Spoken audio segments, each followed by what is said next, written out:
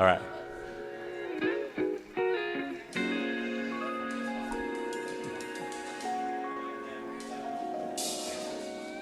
She's ready.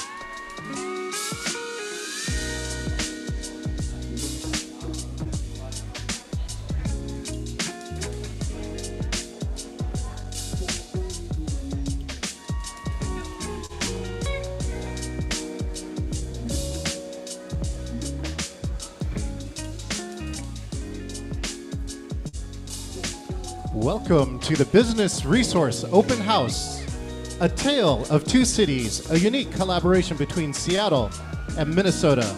Now please put your hands together for your MC, Jay Lyman. Hello everyone. Welcome. I'm so glad you're here. We have an exciting and well-packed agenda for today. We're excited, and we're going to hear more about all the different features of today's event. So stay tuned for that in just a few moments. So we're going to start things off. We have Saras Chuap, who's going to be performing a Cambodian blessing dance called Robam Junpo in Khmer. The Robam Junpo is performed at the beginning of special events like today's occasion or weddings or birthdays. The dance depicts an angel descending from heaven to bless the people of the land with peace, prosperity, and happiness. So, ladies and gentlemen, please enjoy the blessing dance.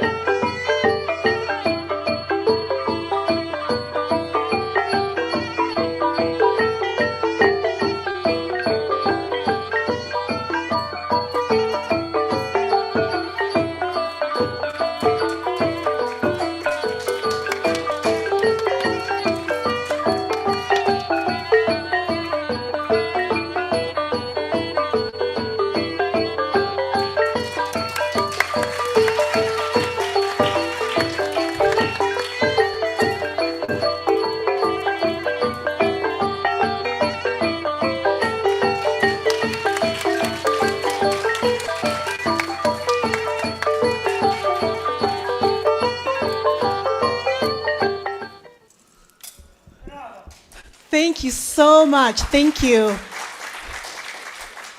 My name is Saras, or also known as Precious as well.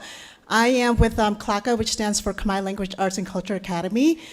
I would love to say thank you so much to everyone here today for taking your time out to spend with us with this special event. I truly appreciate it. And I also appreciate that I got to show one of our explicit and royal dance. Back in the days, only the royal family get to witness this dance, and it's Cambodian classical dance. And today, because of the genocide and everything, we're being resilient, we're coming back, and the arts is gonna live forever. Thank you so much.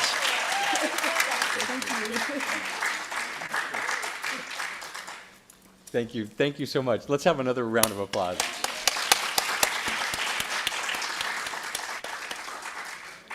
Thank you so much. Okay, so we have lots more in store for you.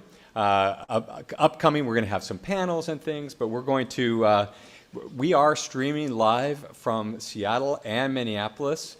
And if we have a live stream from Minneapolis, maybe our folks there can check in with us and just say hello. Is Rico, are you there?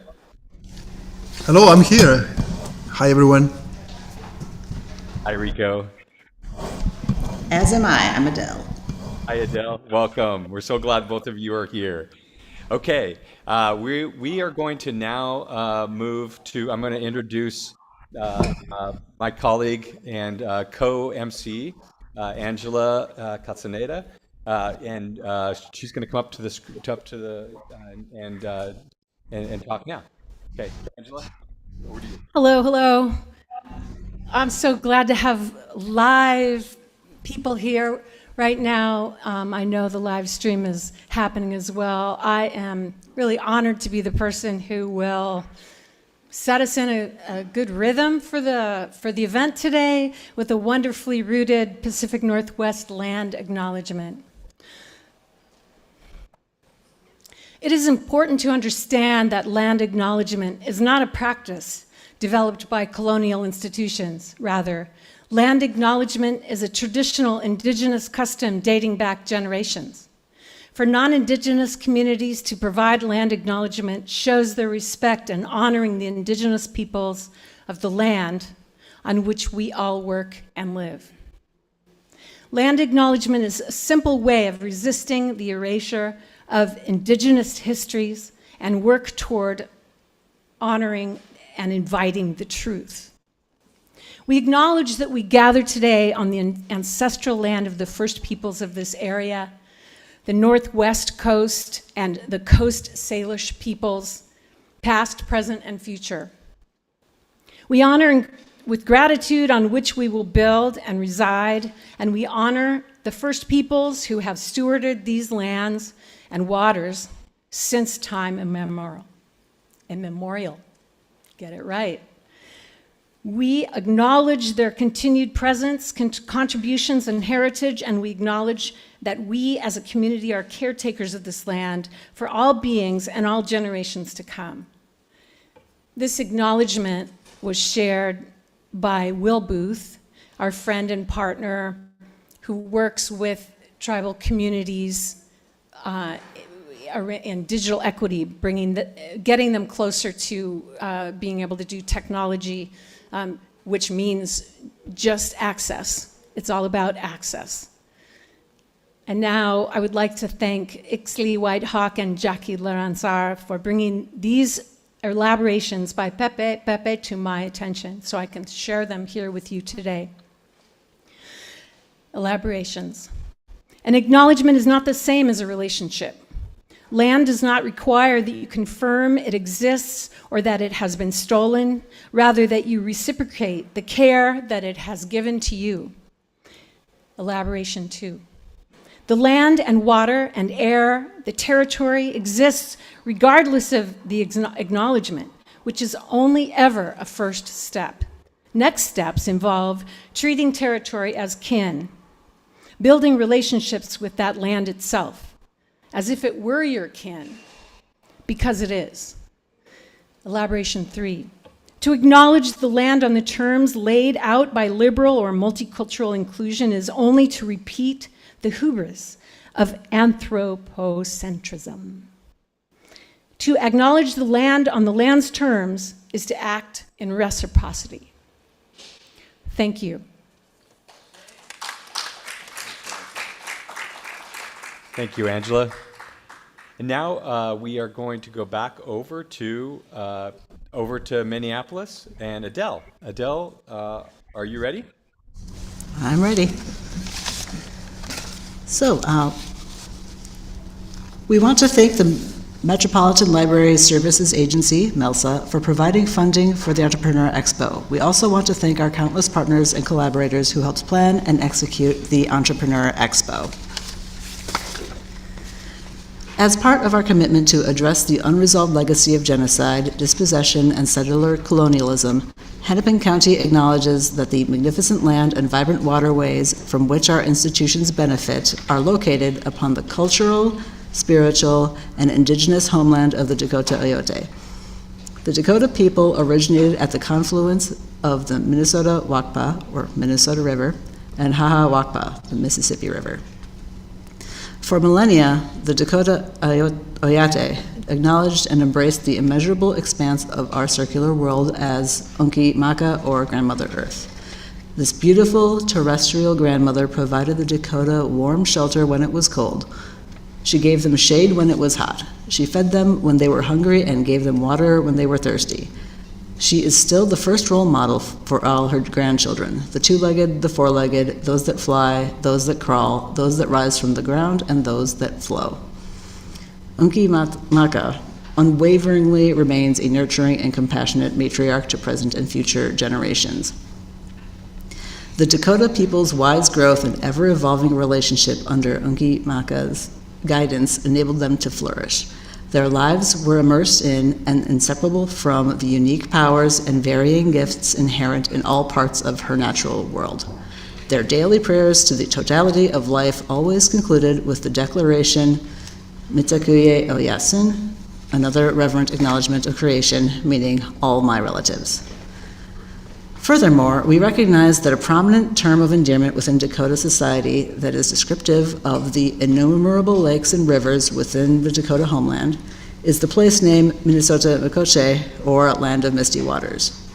In this realm, the Dakota became a sovereign nation, a sovereignty that predates the sovereignty of the United States. The sovereignty status of the Dakota remains today. The four cohesive subdivisions of the Dakota Oyate responsible for the stewardship of this land are the Village of the Sacred Lake, the Village of Fish Scales, Village of Shooting Leaves, and Village of the Leaves. Hennepin County calls attention to the Dakota people's ongoing connection to this special place. Today, our county institutions continue to benefit from the unfavorable treaties, military campaigns, and settler colonialism, which encouraged white newcomers to settle and colonize Native American territory. The county played a role in shaping the history of the Dakota people. This was enabled by laws such as the Homestead Act of 1862, which brought 75,000 settlers to Minnesota in the first 3 years of its enactment, resulting in the displacement and starvation of Dakota people. Atop this, the heinous 1863 Dakota Removal Act coercively displaced and removed Dakota and Ho-Chunk people from Minnesota after a brutal incarceration at Fort Snelling. Therefore, Hennepin County acknowledges the capacity for today's county institutions to work more closely and reparatively with the Dakota people, whose homeland we occupy, the Ojibwe and Ho-Chunk peoples, whose traditional homelands border the Dakota homeland in northern and southern Minnesota, and all First Nations peoples who currently live in or interact and associate with Hennepin County in a broader context, in creating transformative partnerships and alliances, convening conversations to explore possibilities, creating increased engagement and consultation with the Native American community, organizing events and workshops on Indigenous history, culture, and contemporary issues, and looking at the potential for developing land and water-based projects together. Thank you. Passing it back to Jay. Thank you, Adele. Thank you so much. We appreciate the connection here today. And we are streaming live online as well. So we have an online audience, we have an audience that's here in Seattle, and we have an audience that's there in Minneapolis as well at the Central Library. More on that soon. But first, I want to move forward and bring up some of our interpreters to say hello and to explain how to get into their language channels. So let's start. 所有的那个翻译，给大家进行一个介绍。Go ahead and stop for a moment. Please hold. Okay. First, let's go with Sarah Samatar, who's going to be interpreting for Somali. Yeah, Sarah's here. Can you hear me? We can. Thank you. Okay, let me switch to Somali. We can hear you. Go ahead. Yeah, my name is Sarah Samatar. Do you want me to say English or Somali?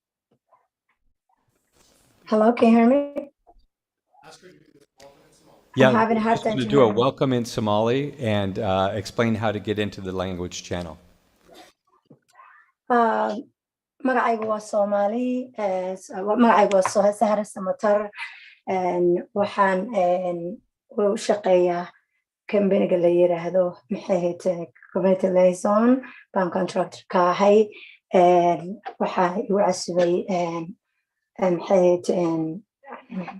waa lagu casubay meesha waxaa lagu casumay inaan kasoo qayb galo eventiga.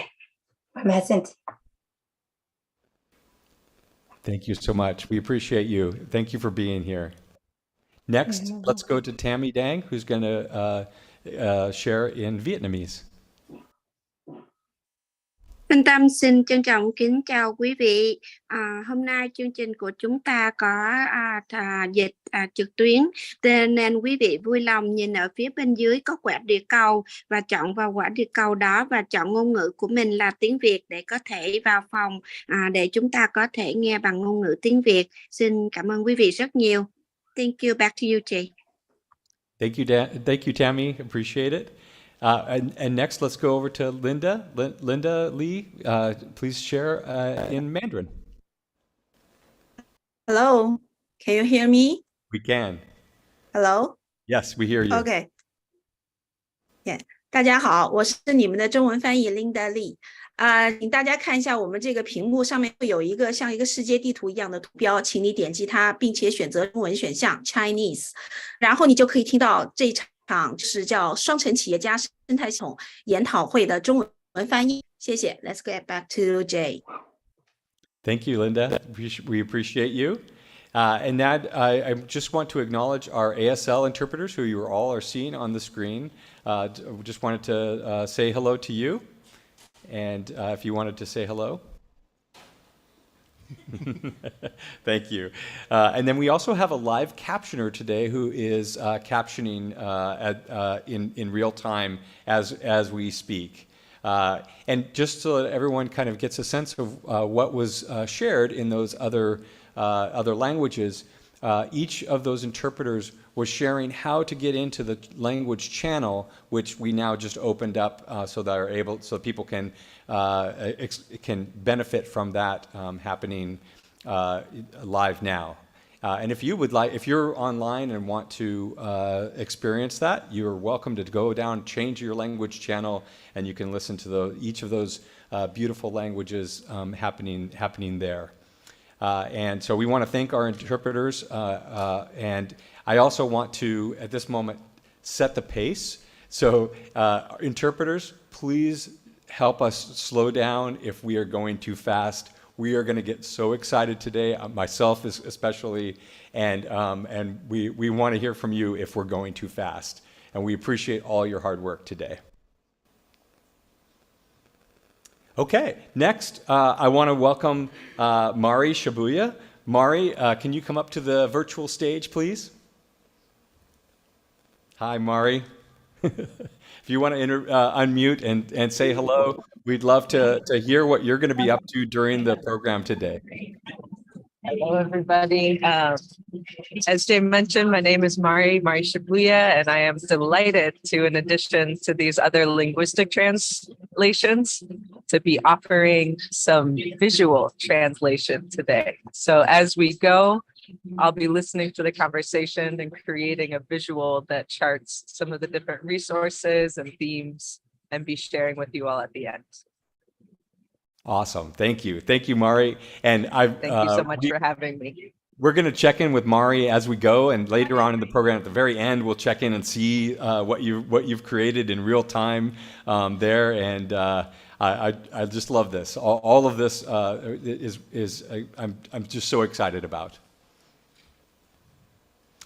Okay, next. I want to share I want to take a few moments and just share why we're here and why I'm so excited today.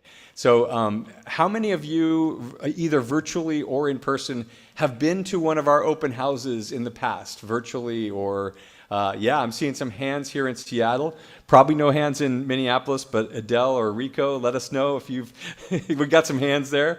Okay, today we're excited. In particular, because for the first time, we are doing this in 2 cities simultaneously at the same time. We got started on the planning for this back in January, and we've been meeting every other week to plan this out. And Michelle Marins, who is one of our speakers here today, pitched this idea of because she had been part of one of the online open houses, all online during COVID closures, and we got excited and she's physically in Minneapolis, and she helped us point out some of those similarities of the ecosystems of business support in both cities. And so we wanted today explore some of those similarities. Like both of our, if you look at the county size in Minneapolis and in Seattle, the surrounding counties, we're about the same size. Both of our cities have immigrant populations of people who've come to these places. So there's some similarities. We also want to talk about differences today and explore some of those differences as they come up. So we have 3 panels. We have a panel of business owners. Then we have a panel of those who support business owners, assistance partners. And then finally, a third panel of government agencies who also support small businesses. And we hope to hear some of those similarities in our 2 ecosystems. We also hope to hear some of those differences so we can learn from each other in real time today, and very excited about this. Adele, do you want to share a few things you're excited about today? For sure. Thank you, Jay. So one of the questions about, that brought us here is why are we doing this together, being so far away? And a lot of that comes, a lot of our similarity comes because we're both libraries. So we work with and in community, and we serve as a bridge. We're trusted by the community, and it's right there in the name. We're public libraries. We work with community-based organizations like META and Connect Up to assess gaps and deepen relationships and work on community building. Our bridge extends very easily to the public agencies and government agencies that support entrepreneurs, and we all focus on small business development programming. And with that, I think we get started. So I am going to introduce Rico Duran. Take it away. I got the right mic. Hi everyone, thank you Adele, and thanks everyone for being here. So my name is Rico Duran, and I work for the Latino Economic Development Center in Minnesota. This is a nonprofit organization with a 20 years history serving the whole state. We are a CDFI. Our mission is to provide access to capital to our communities. And we have our programs. I'm a director of business development, but also we provide access to capital, like I said, through our Department of Lending and Agriculture program. So, providing all this access and also technical assistance to our businesses, we do it through education, through resources, but at the same time, the opportunity to create events and also working in collaboration with these wonderful organizations and agencies. So we all connected. So it's a great model. So anyway, something pretty quick. I just want to say a big and quick commercial. This coming October 21st, we're going to have taco tour on Lake Street. Woohoo! So this is an event that helps to support all businesses on Lake Street. So everybody will be welcome and enjoying that day. So, but let's get into business. So we're here to learn about the experiences, especially from agencies, business owners, and everybody else here, and also I want to say thanks to all the organizers, because all this idea to connect the two cities, so that help us to also do collaborations on the road. So thank you so much. So I would like to introduce my panel, this first part, which is Michelle Tran, also Elaine Rasmussen, and Anisha Murphy. So we're gonna hear from them. But I just want to say that, Michelle, you are the one who came up with this idea. So thank you again. So people need to know the face, right? Anyway, but please introduce yourselves. Yes, you need to use this microphone. This one? Yes, that one. Hello, everyone. My name is Michelle Tran-Marins, and I'm really excited to be here today. I am the founder and CEO, or the Sparkler-in-Chief at We Sparkle.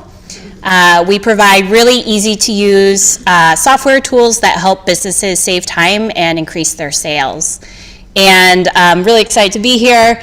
I think there are a lot of similarities between Seattle and Minneapolis in terms of our communities and the diversity of our communities, and so excited to be here today and talk with business owners on both sides so that we hopefully build more partnerships together.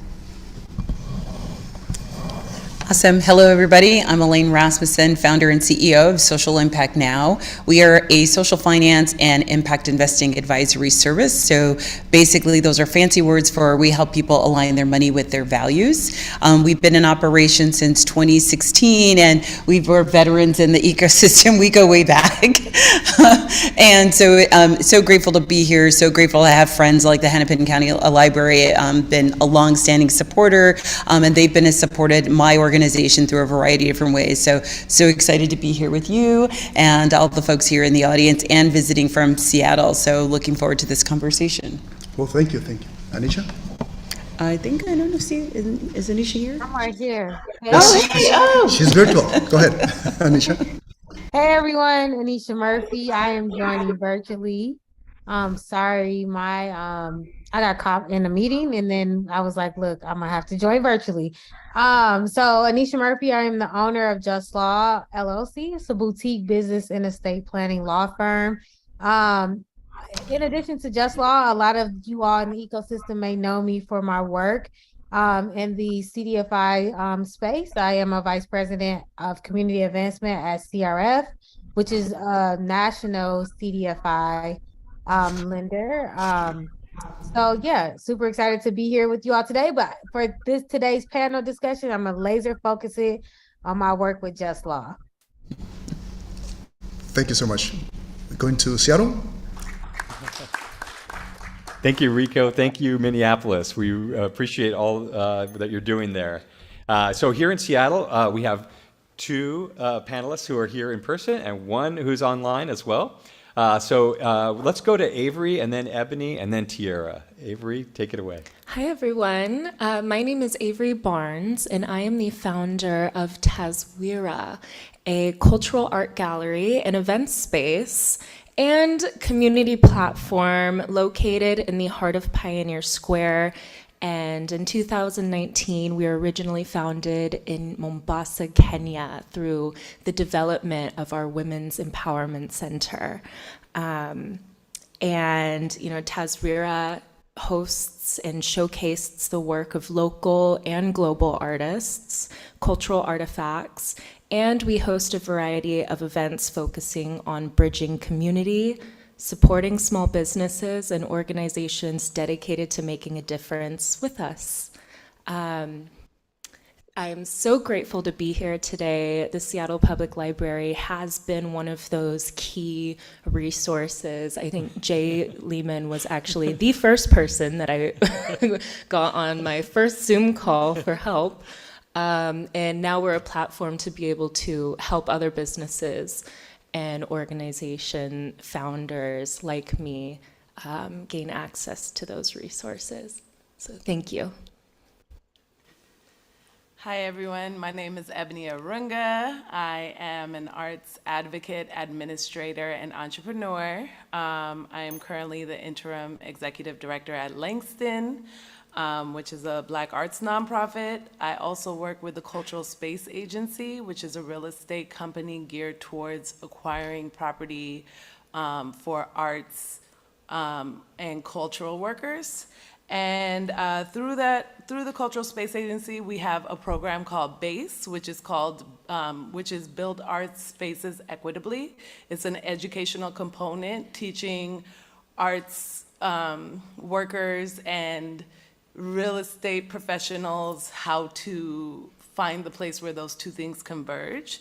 I have a business called Seaweed International that does jewelry and accessories from Kenya, East Africa. And our current Office of Arts and Culture director, we just got a new director of the Office of Arts and Culture, who is coming to us from Minneapolis. So that is one of the connections that we can make today. Thank you. Amazing.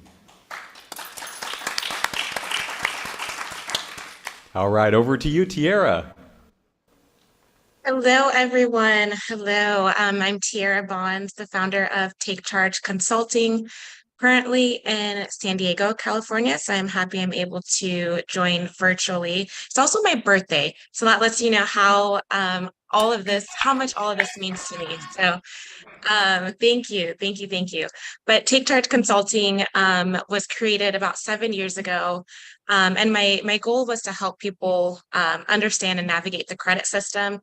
And I've realized it's a little bit deeper than that. And so I'm on a mission to narrow the racial wealth gap by teaching people how to leverage credit and how that can help us build wealth. So thank you for having me. We're just letting the applause happen here in Seattle. And happy birthday, Tiara. Thank you for being here on your birthday. Okay, next we're gonna go into asking these panelists questions. And if you are live here in Seattle and you have a question for one of our panelists in either city or online, you can use the index cards that you were given as you walked in, or raise your hand. We'll get you some, and ask those questions. And we'll try to get to as many questions as we possibly can today. We've got a few questions that our panelists helped us develop. And we're going to take turns going back and forth between Seattle and Minneapolis and asking questions. So we're going to start with, let's start with Minneapolis and Rico. If you want to kick things off with asking one of your panelists a question, and then we will go. Panelists, try to keep your responses in like a minute or a little bit longer so we can get to as many questions as we can. Go ahead. All right, great. Thank you, Jay. Yes, and I gotta say that we have a selected audience of VIPs down here. So we're gonna learn from this wonderful three panelists. So we have the first question for Michelle. Serious questions. Since your organization is pretty new, we wanted to know what kind of needs you hear in Minnesota business community that drove you to develop WeSparkle. So you heard Elaine mention that we go way back in the entrepreneurial ecosystem here. I have a passion for helping small business owners because my own mom was a small business owner, a refugee and immigrant from Vietnam, and I saw the struggles that she had starting a business here in the US. And so really wanted to help business owners. And I've been in technology for 15 years or more now, building lots of websites and apps. And that was something that I noticed was missing in our particular ecosystem. We have a lot of really great organizations that provide education and training and mentorship. But what a lot of the entrepreneurs who I work with, the small business owners, told me was that they just needed practical tools. You know, QuickBooks made it easier for people to do accounting. Canva makes it easier for people to create flyers or business cards. And so I wanted to use my tech tools to be, or my technology skills to build really easy to use tools for business owners. Super easy, so easy that even my mom could do it, and she is not very tech savvy. So, you know, our main tools are a Sparkle site, a website, really simple to put your products and services up for sale. Sparkle Scheduler that lets you schedule appointments or events. Some of you use it to register today. And Sparkle Assistant, which is an AI assistant that text messages with the business's customers to schedule appointments or answer customer questions. So those are the things that I found people really struggled with, was how to leverage technology to help them save time so that they could do more and increase their sales. All right, well, thank you, Michelle, for sharing this. Most definitely after the pandemic, you know, when we are learning more from all these organizations. Let me go to Anisha. Anisha, we got a question for you also. You know, how did you get involved with the Entrepreneurs Expo since you work in the law? That's actually a really good question. So I, like Michelle and Elaine, actually know them from the small business ecosystem in the Twin Cities. So before I started Just Law, I was working at the Northside Economic Opportunity Network, and any entrepreneur in the space.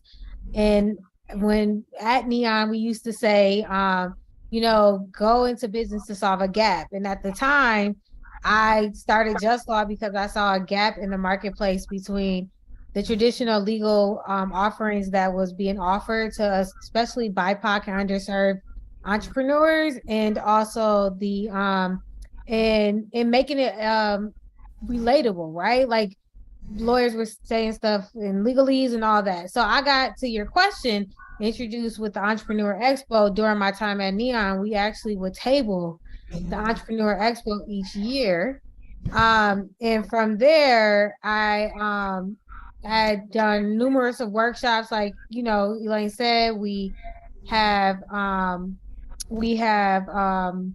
partnered up and done workshops with Hennepin County Library. We've from all types of ranging topics, from legal to just simple business needs. And so to be back today is sort of an honor for me, as you know, coming with my legal expertise. But I do want to say, give a nudge to Neon or just the small business ecosystem, that the Entrepreneur Expo, Hennepin County does a great job of curating these type of events yearly so that the entire ecosystem can come out and share their different tools and resources with the market. And to see it expand to two cities now is amazing. Thank you, Nisha. Let's go to Seattle. Jay, how's everything down there? Thank you. I'm going to ask, we'll go in the same order we went before, and I'm going to ask Avery a question first. So Avery, what help did you need when you first started your business, and how did you find the resources that you needed to get that help? Well, you know, that's when you're launching a business or trying to share your story from level 0, you really need an audience to be able to share that story with. And you know, similar to the business expos, that was how I was able to get the word out on, this is the Women's Center, here are products, and sell them to be able to drive funds over to our center at that time. And this was in 2021, so actually coming right out of that very weird stage where things were kind of starting to come back together. And so vendors markets was a huge platform.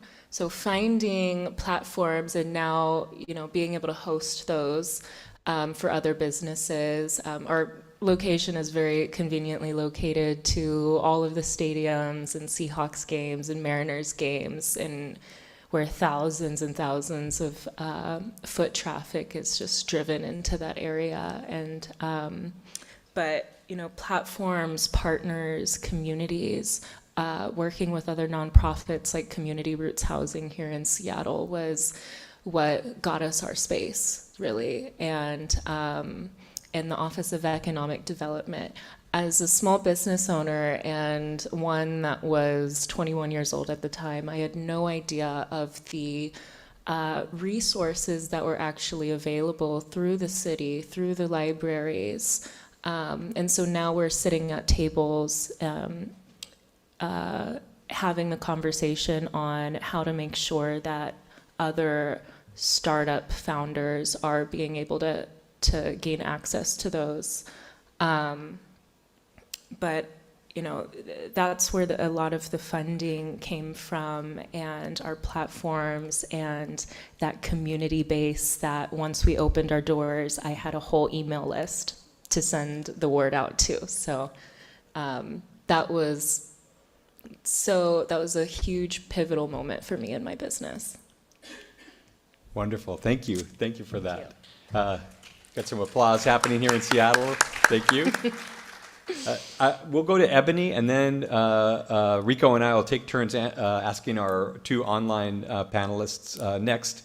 Ebony, I wanted to ask you, we talked, Avery mentioned the pandemic, and of course we're it's something that's high on our minds here in 2023.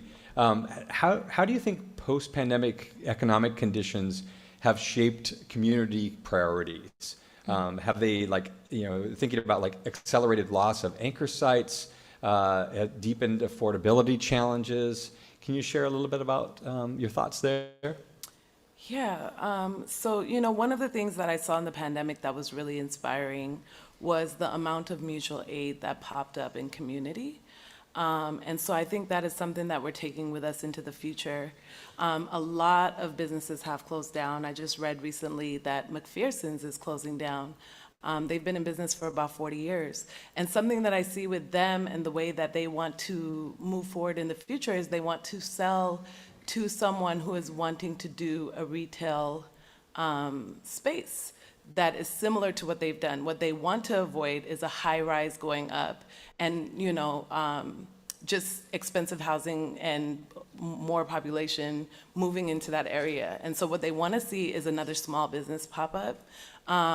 And I feel like that is something that came out of that mutual aid feeling that we created during the pandemic, is this idea that we can actually pass, profit is important in business, as we all know, but I think also just how we pass things down to the next generation is becoming more important to us, and how we work together as a community as well. And so in what ways can we be thinking of to work together to make sure that we can see things move forward in the way that we want them? Yes. Thank you. Next, let's go over to Tiara, who's online. Tiara, how do you work with government and nonprofit? How do those relationships complement your work? I love this question. Thank you, Jay. One of the things I love most about the work that I do is the partnerships with nonprofit and government agencies. And it's because one thing I learned in the beginning of starting my business was there are a lot of people who need help with credit, but they might not have the ability to pay. And so going through, so many marketing trainings and, trying to figure out how to reach my audience, I came across partnerships, and at first I didn't understand it, but it allows me to serve people who might not have the ability to pay but need the help, and it's that symbiotic relationship with the nonprofits and government agencies, just allow us to help people deeper, and help those who otherwise might not have the access to getting help. So we're able to reach our goals faster and make a huge difference. One of my favorite partnerships has to be Seattle Public Library, not just because I'm here, but working with Jay, we've really been able to help people on a one-to-one basis. And navigate through the credit system, because we all know it wasn't something that we were taught in school, and many of us didn't learn about credit from our parents. So being able to sit one-on-one with someone and really get to the root cause and provide an action plan has been great. So it's my favorite part, and it definitely complements my work because of those shared missions.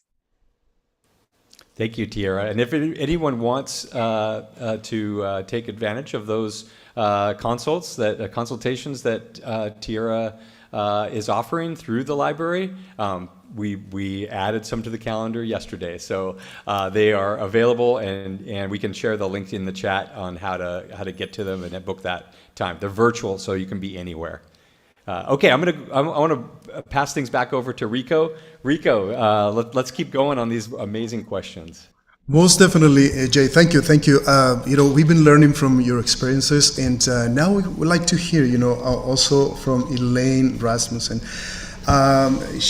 Social impact now. We've been talking about challenges, but we would like to ask you, what are the biggest challenges that your clients face, and most important assets they bring to the table? Wow, that's incredible question, I think, for somebody like me, who I get to sit in places of privilege, wealth and access privilege, right? So a lot of the people that I work with, they're foundations, they are people with, they're considered high net worth people, they are organizations that are multi-million, billion-dollar organizations, to really think about how do they do different better, right? So I was having a conversation with somebody over lunch talking about there's a difference between charity and change, right? Charity is important, like Meals on Wheels. We need Meals on Wheels. They will never be a business, right? But how do we change the circumstances that actually make Meals on Wheels needed, right? And that's the space in the work that I do. So when I think about your question of what is the biggest challenge for my clients, and thinking about how do they show up in this space in a different way? How do they contribute to entrepreneurship? Particularly, I think about, we have more Fortune 500s here than any other state. What is their role, as many of them being organizations that started from entrepreneurship? What is their obligation? And I say obligation on purpose. They have an obligation to support and be a part of this entrepreneur ecosystem in a way that I don't think they're participating at the moment, right? I think some of my other clients, their challenges really smaller than what they think it is, right? They're like, well, I don't know how. And it's like, well, what's important to you? Figure out that piece of it first. And that is actually the hardest part. The giving away the money is not the hard part, right? They think that that's the hardest part. The hardest part is understanding your why and to what do you want to lend your time, talent, and treasure. And so that's some of the work that I help them think through thoughtfully with a specific economic justice lens. There are other people who do the work that I do, but I specifically come to this work with an economic justice lens of regenerative and restorative economics, of how do we actually provide for the people who have the most impact and have been impacted the most, to be able to thrive and build better communities that we all want to live in. Thank you. Great. Jay, let's alternate another question. Let's go to Seattle. Thank you, Rico. I'm seeing a question that came in via the chat, so I'm going to throw this out to any one of our three Seattle panelists. So this is someone who's an artist and children's book author, illustrator, trying to figure out how to get myself out there in Arkansas. Any advice? It's a great question. When you think about, I run into so many artists where our gallery is the first exhibit that they've ever been in. And I can understand that there's a lot of teachings and challenges that can lead an artist into getting into a space like that and being represented like that. even I'm learning how to represent artists as a gallery, and in doing so in a way that would represent how it would be done in somewhere like New York. And but honestly, I mean, it depends on what your art is, too.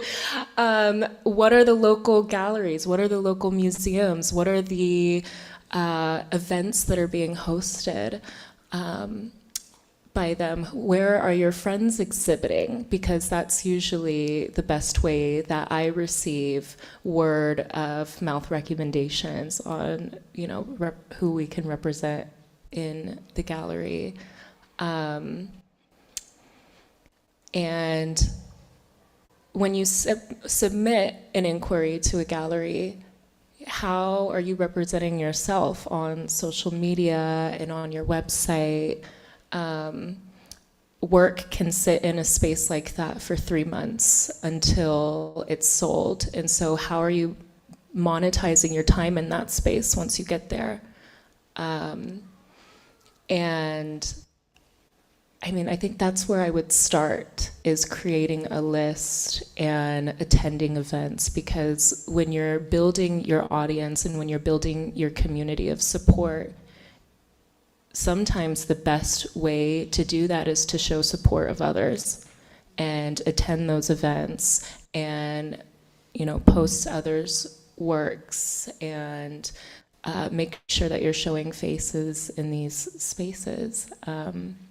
So that would be my recommendation. And of course, if there's any nonprofits that are in your area and in Arkansas that are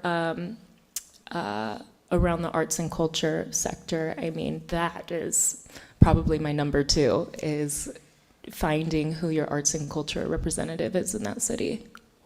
Thank you. Yeah.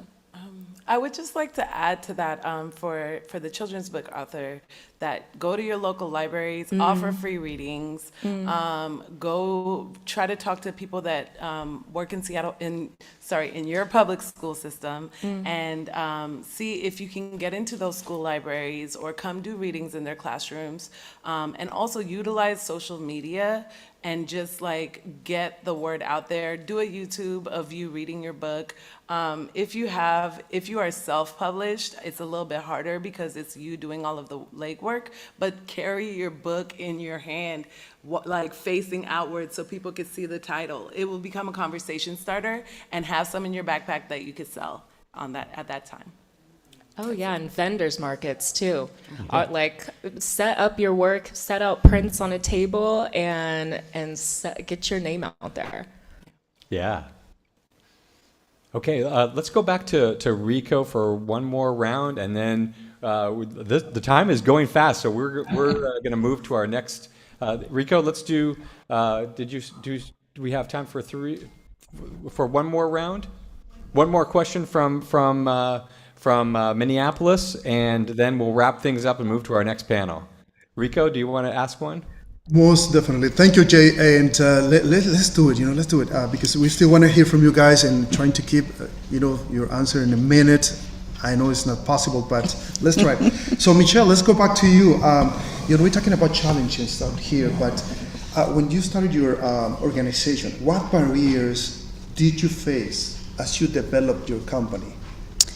I think the biggest barriers that I faced were, I'm familiar with tech, but I think finances and legal were issues that I had a lot of questions about, which is why I asked Tiara and Anisha to join this talk, because I know a lot of other business owners might have finance and legal questions as well.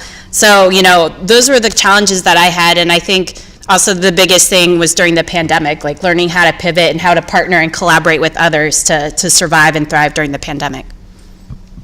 Very good, very good. So I'd like to have some of the questions from the audience, since we have such a short time, Let's go with you, Elaine.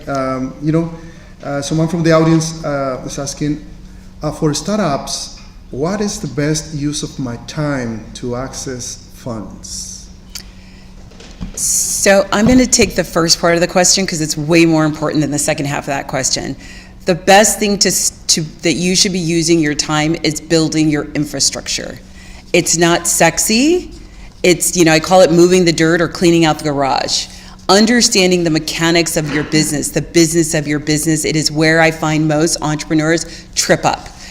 They're looking for the likes, they're looking for the socials, they're spending more time on the more fun part than the actual part that makes the business actually go. And that is your back end, understanding who your customer is, where you're going to find your customer, how long it takes to keep them, how long does it cost to acquire them, how much does it cost to keep them, your accounting, and understanding the actual business model that you're selling. That's more important, because then with that, it'll tell you what kind of investor you need to get, if at all, and what's the pathway to get that investor. Thank you so much. And let me go very quick to Anisha. Anisha, there's one question from the audience, and they are asking, from your advice, how should I structure my business? You got the easy one. Easiest. We're all laughing. I think that the heart of that question is, it depends, to be quite honest with you, what type of business you're in, what you're trying to do with your business. Is it just a startup? Are you trying to grow or scale the industry, etc.? I would suggest really researching your entity formation types in the state that you're in. So like Minnesota, we recognize I think 5 or 6 common entities in the state of Minnesota. Each state recognizes a specific state entity. And then going from there, I also offer 15-minute consultations that we can chat about entity formation anytime. I can drop my information in the chat, but I mean, it's kind of hard to answer that question without understanding more about what the business is doing, where they're trying to go. I will say the safest entity type that I always like to suggest is really whether you're a startup or even growing and scaling as an LLC. And the reason why is because it gives you the corporate shield of a corporation while giving you the flexibility as if you were just a general partnership as from a tax perspective. And so that's just a real simple answer, but there's more nuance to that. So whoever the question came in from, I would love to chat with you more on making sure you're getting into the right entity for your business. Well, thank you. Thanks everyone for your questions, for your answers, and for your questions also from the public. We're going to extend some of those questions to specific ones that you are asking. Jay, let's go back to you. Okay. And looking at the time, we have 2 more panels that we want to get to, and so let's. I think we could get in one more question while we're changing panels up here. But let's go ahead and let's do one more question to Tiara, and then we're going to change panels. Tiara, what kind of assistance would help you better further the work you're doing? That's a great question. Thank you. And I think Avery mentioned the importance of making a list. And that's something that I have done, with the focus on nonprofits and government agencies, creating those partnerships, but starting with a list. And so the support that I could use and that I get a lot of, thanks to people like Jay and even Michelle, who's offered, oh, I know this nonprofit that could use your services. That's the kind of support that I need. Introductions to those people, with the mission like narrowing the racial wealth gap. I definitely can't do it on my own. So just introductions to people who have, that shared or similar mission so that we can work together and get things done. Thank you, Tiara. So I wanted to let's all give a round of applause, either virtually or in person, to all of our panelists. Thank you so much for all of you've done here today. And of course, we're going to make sure that you all can connect with each of these panelists. Just put things in the chat. I'm already seeing connections happening in the chat. So thank you so much again for being here. Well, we're going to get our second panel up here. And here in Seattle, we're going to actually swap off MCs. And so this next panel is our assistance partners, those that are helping assist there are organizations that are assisting businesses as they start and grow. And so we're taking a moment here while we're transitioning, and Angela is going to be our MC for this panel. Thank you, Angela. Hello, everyone out there. While folks come up to sit down, I just want to, it's amazing. This is amazing. This has come together, as Jay was saying, a lot of work to put this together with a hybrid event, people in person, people online, and we've worked to it, work to get here. We've got a group of us that have been planning all the different things, and of course things don't work. People can't make it, or technology doesn't work for someone, and all of the layers of cooperation, coordination to get something like this happening is, I think, an example of everything we're working for. So the work that I do as the director of Beacon Business Alliance, we are located in an equity district, Seattle, Washington, South Seattle, and serving small businesses. And I'm also a co-founder, member of Equity and Essential Southeast Seattle, SS Collective, and we are 5 small community-based organizations that we've been meeting since pandemic happened to bring together all of the resources and understanding, talking about the gaps, all the questions that are being addressed today. We're having those conversations, holding hands with, or as I would say, maybe partnering is a better way to say it, with the city, with resources. Our third panel will be more in line with what are the resources that are available. What is equitable resource distribution? What is equity in our work?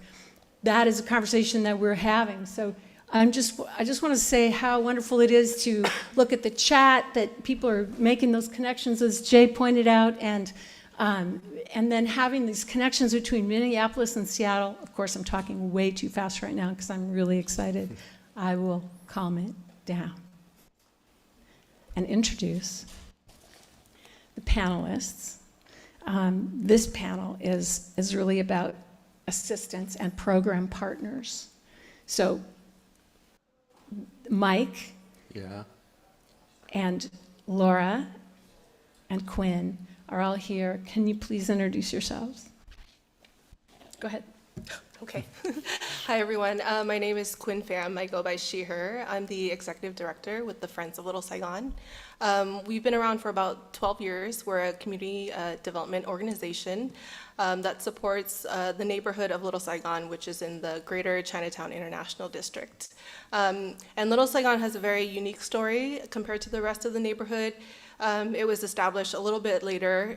We're getting on close to 40 years compared to the rest of the Chinatown ID, which is like 100+ years. And so there's a lot of foundational work that needs to happen on that side of the neighborhood. And a lot of our work is starting to build out that infrastructure that's needed. And at the core of it is really supporting our small businesses. Great, I'll go next. My name is Laura Kleiss. I use she, her pronouns, and I'm the founder and CEO of Intentionalist.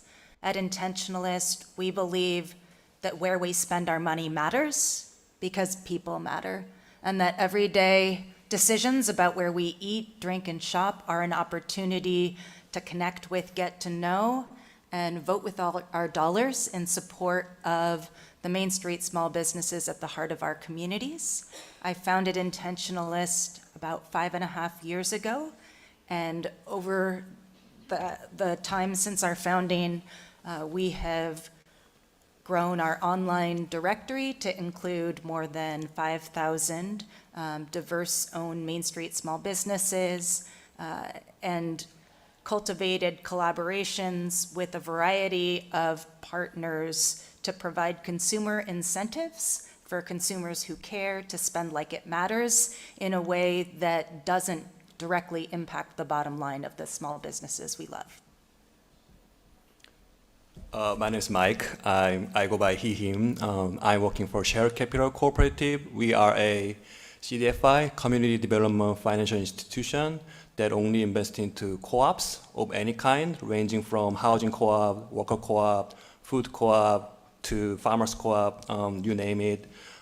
If you're not familiar with co-op is basically jointly owning something, some business together while operating it democratically, while enjoying some profit sharing at the end. Actually, even though we are a nationwide investor, we are located in Minnesota. So I should go there like twice a year. So I was there last December, and after that, I start appreciating more about Seattle's weather. So I think everybody in Seattle should travel to Minnesota and come back and start to be more grateful about our city. Yeah. Thank you. Now I think we're going to go over to Minneapolis and have the panelists there introduce themselves. Yeah, thank you so much. We have our second round, our guest panelist. Please introduce yourself. Yeah, good afternoon. I am Coltrina Resniki, and I am Vice President, Senior Business Consultant for JP Morgan Chase. I work to empower our diverse business owners to grow and scale their business through educational resources, coaching, and banking solutions. Wonderful. Hi, everyone. My name is Michelle McKinney, and I worked in the Twin Cities ecosystem now for about 6 years for a variety of organizations, most recently with Connect Up Institute, which is an enterprise development and a social finance organization that provides capital to Black and brown and rural entrepreneurs. And that organization is actually run by Elaine Rasmussen, who was on the previous panel. She's a for-profit and manages a nonprofit. So we've done some work within the community, and then about 3 weeks ago, I started a role at Hennepin County, and so I will be on the next panel that's related to government as well. Thank you for introductions. Let's make it more funny, more fun altogether. So we're gonna alternate questions. So let's go to Seattle first. All right, I'll bring on the first question. Really, this is about who's helping. Who are our program partners? Who's helping now and how? What are the trends and gaps you see in your work? So the first question that I would ask Quinn, what is FLS doing to support Vietnamese-owned small businesses in 2023? We're doing a lot of different things. As a community-based organization, we're bounded by our boundaries, and so we support mainly businesses within Little Saigon, and majority of them are Vietnamese-owned, immigrant and refugee-owned businesses. And so a lot of our work is direct technical assistance, so we go directly to the business. Most of the time, we're just having a conversation, and then it leads into a lot of different issues that are going on with the business, and then we try to triage all of the various issues that they're dealing with. And so some of it is more business operations and assistance. Other issues are around like public safety and sanitation. And so we kind of address at different levels and bring on partners to help us resolve some of those issues and come up with strategies together with the business owners. So that's one part of our work. Another part is we also do a lot of community organizing and capacity building. And so some of the opportunities that we have with our businesses is to elevate their issues, but also bring them together to learn from each other and work through issues as a community. I think this was mentioned in the panel before, is as a business owner, I think a lot of times you're really siloed and you think about just, let's operate our business day to day. I'm just trying to get by. But I think as we understand, to be successful, especially in a small community, your business has to think outside of your own individual storefront. And so to succeed as a neighborhood and as a business, it goes beyond just the one, like your own operations. It's how you work with others. And I think that's a role that we play in some of that work. Thank you, Quinn. Laura, why did you start Intentionalist? It wasn't because I wanted to be an entrepreneur. No, and I say that because earlier there was a conversation about the importance of identifying gaps. And for me, it was really important to fill the gap that increasingly I couldn't ignore between our good intentions to show up for and support Main Street diverse-owned small businesses and our ability to easily take action. If you think about it, last year on Small Business Saturday, Americans collectively spent over $20 billion in a single day. $20 billion. And if you think about, well, what is Small Business Saturday? It's marketing and collective action. And so I started Intentionalist in part because it seemed like if we can close that gap between intention and action, we can put our collective thumb on the scales of economic justice in a really powerful way. Thank you, Gwen. I mean, Laura, hey, I think we are running a little bit behind, so I'm going to go ahead and, Mike, could you respond to a question before we hand it back to Minneapolis? Yeah. The question that I have for you is, what unique finance challenges are you hearing from entrepreneurs? Yeah, sure. We always talk about access to capital, but I think the more unique, challenging thing is there is not much of affordable and patient capital out there, actually. So let's say, for example, I can make a loan for you right now, tonight, with some high interest as a risk premium. But now you do have access to capital, but you're gonna be deferred because with that high interest rate. So we CDFI, we really try to diversify our funding source to blend down the interest rate that we can offer to you. And at the same time, through intensive technical assistance, we really want to make sure that you are choosing right amount of the loan in right maturity, in right product at right timing. All this is to make sure that your loan is actually repayable and affordable to your situation. And even after that, you will still have trouble repaying our loan. But we are not going to be so quick to declare that you are deferred. We're going to be patient. We're going to wait. We're going to modify and restructure your loan to better accommodate your challenging times. And we can even offer you another emergency assistance loan to turn you up. So that's how we're going to be patient and affordable in addition to being accessible. Yeah. Really good information here, and I think the CDFI is something, I don't know that small business owners are aware, right? So how do we get the word out? Minneapolis, we'd like to hear from you. Yeah, thank you, Angela. Yes, and I just like to remind our public that we are with the second panel, and this is Assistance Program Partners. So let me go with HL. I got a question for you, and I am also personally interested in your answer on that. So, right here, HL McKinney from Connect Up. What changes have you seen in your work over the last 4 years? So I think in the ecosystem, one of the interesting things that I'm seeing is that there is a focus on trying to bridge that gap in terms of access to capital, particularly for Black and Brown entrepreneurs who don't have generational wealth.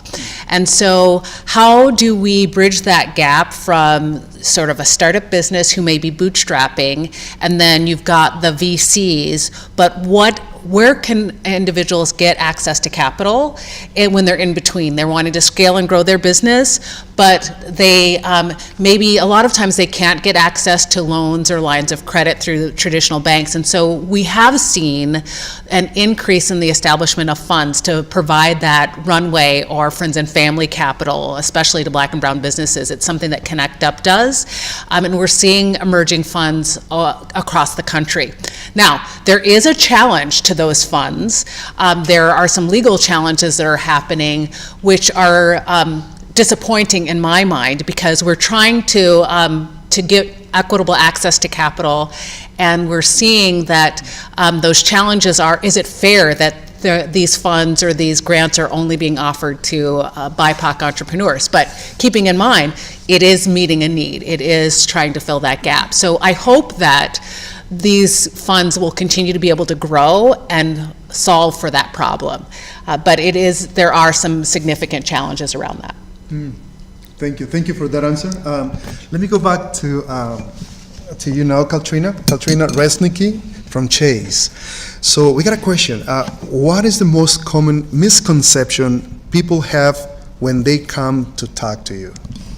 Tell us about it. Yeah, I like that question. It has twofold. I would say one of the first thing that may assume is that in order to work with me through our coaching program, through our free coaching program, you have to be a Chase client. That simply is not true.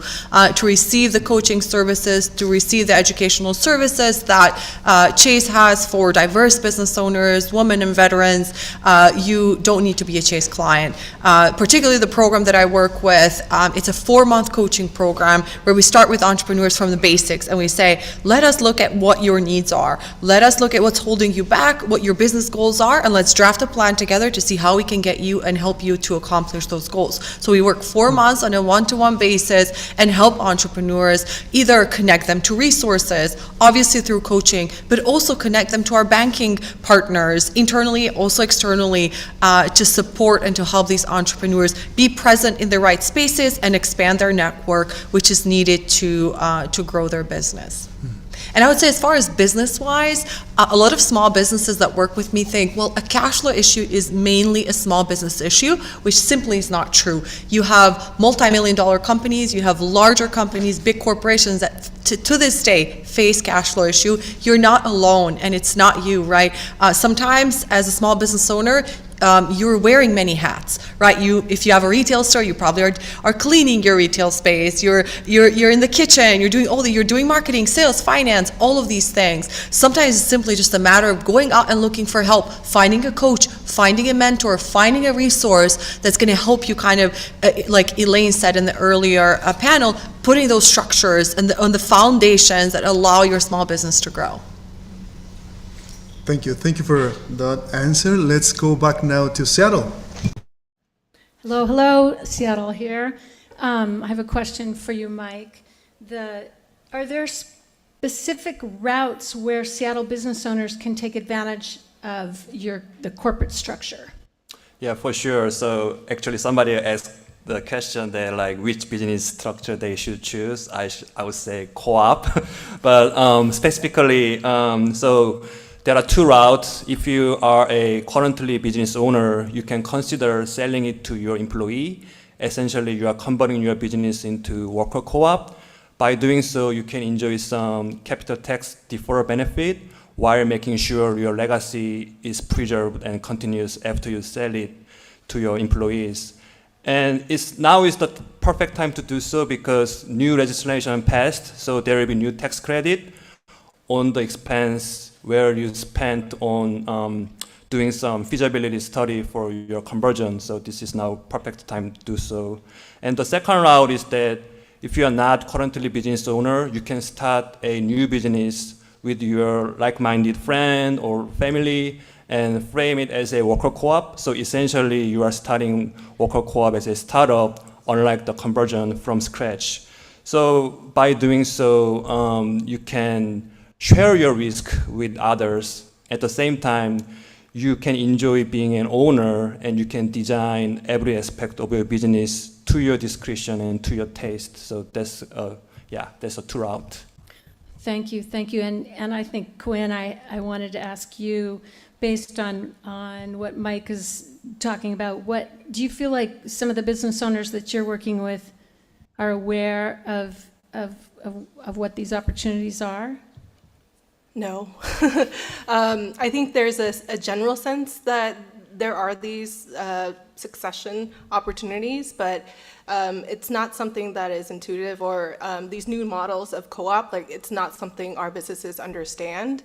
And so something that we're actually doing is we just launched a pilot program, a succession planning cohort, where they're deep diving in these various opportunities if they're looking to either sell their business or give it to the next generation, or bring on an employee that they trust to do a co-op or whatever these other things are. Those are things that we want them to have the baseline knowledge around, and then help them sit with consultants to talk one-on-one specifically on where they're at.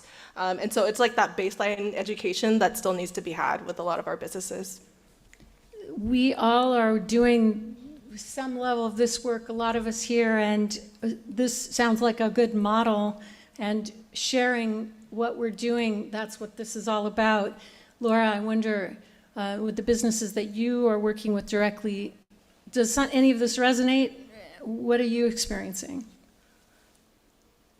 So I think that anybody who talks or works with small businesses know that if you ask for their top 3 challenges, you're going to hear capital, technical assistance, and capacity building. On the side of the equation where Intentionalist engages, which is focused on how we harness consumer and organizational spending to intentionally support diverse Main Street small businesses, I would argue that there's also a gap when it comes to connections and non-extractive enabling technologies, right? And that's a fancy way, I guess, of saying, as I started to talk to more and more small business owners as a somewhat conscientious consumer, I was really disappointed to learn that so much of the convenience that I was enjoying came at the direct expense, sometimes at an unsustainable level for the small businesses that I thought that I was supporting. Mm-hmm. Where Intentionalist fills that gap is, one, by providing a connection to that last mile to consumers who care and want to be intentional about supporting Main Street diverse small businesses. And then secondly, part of our secret sauce has been the collaboration that we have with professional sports teams, financial institutions, companies, local government, and community-based organizations that can serve as catalysts and sponsors of non-extractive deals and discounts, leveraging our platform in ways that drive exponential consumer spending for these small businesses that we care about. Beautiful. Can I get some applause from the audience as we move over to Minneapolis? Thanks. All right, let's hear some of the questions. I know we are running out of time, but still important questions. Please, Ikshel. We would like to ask you, what do you see as a strength of the Twin Cities entrepreneurs ecosystem in lifting up BIPOC, women, and immigrant entrepreneurs, and where are the urgent areas for growth? Okay, there was a lot there, so let me see if I can remember this, the question. So, I think one of the things that the murder of George Floyd really brought to light is a lot of the inequities in the state of Minnesota in terms of income, access to credit, and the history of redlining, and a lot of things that have impacted BIPOC families from having an income that is equal to that of the families in Minneapolis, the white families. And so when you actually look at the numbers, it is shocking. And so I think one of the things that we've done, that we're good at in this ecosystem, is that we do have solutions for various stages of where businesses are. I think we have some work to do in terms of how do we make it less siloed. So any entrepreneur, not just BIPOC entrepreneurs, know where to go for the next step and for what they need. I think there have been, I want to applaud some banks. I don't know, maybe I won't name names, but there have been some banks, maybe I will, because they're doing the work, right? So Bell Bank here, and it's actually a family-owned bank that is in Minnesota and North Dakota, has developed a program called the Starfish Program, where they provide loans and lines of credit, and they're specifically working with BIPOC and women entrepreneurs. And I think that there are other organizations like Connect Up who's developed a fund specifically to serve the BIPOC community. And so there are organizations that are doing the work and providing the support for BIPOC entrepreneurs, and I do think that there is still more work to be done. There are still more opportunities. And I think the other opportunities out there is for our philanthropic partners to support the organizations that look like the the community that they want to serve. So if organizations are wanting, or if philanthropic organizations are wanting to support BIPOC entrepreneurs, find an organization that's run by BIPOC leaders. And so I think there's an opportunity there as well. Thank you, Excel. And you know what? I want to follow up with that question, for Kaltrina. And since we're talking about strengths, and resources, but from Chase, what kinds of help do you offering for businesses? Absolutely. I'll talk a little bit about the program that I lead, where I'm a consultant here in the Twin Cities. I touched on a little bit earlier on the coaching program. So we welcome all entrepreneurs that are based here in Minnesota that are looking to grow and scale their business and need a coach to help them. Please do reach out. I left my business card somewhere. Certainly that's one resource. Is for free. You don't have to be a Chase client. And what I say is not just the coaching part. The idea is, how do we help you make networks? How do we help you get to the right spaces? How do we make the right connections for you?